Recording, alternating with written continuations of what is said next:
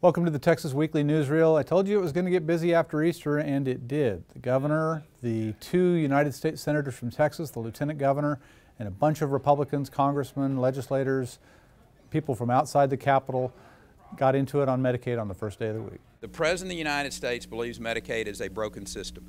They are not working with the states to find a solution to fix Medicaid. What they are doing is expanding a broken system.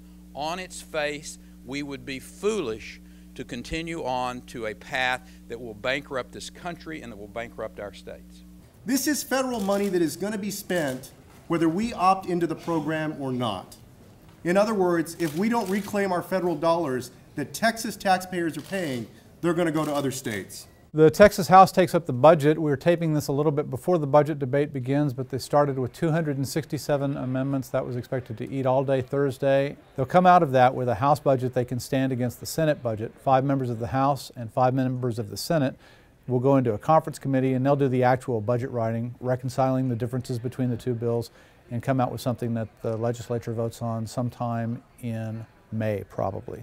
The CPRIT legislation, the Cancer Prevention and Research Institute of Texas, got through the Senate. Senator Jane Nelson said she was happy to see a piece of legislation that would reform some governance and a piece of legislation that would change some disclosure requirements there. I think the public wants to have their confidence restored, and this bill will do that. This bill leaves no wiggle room for any kind of misappropriation.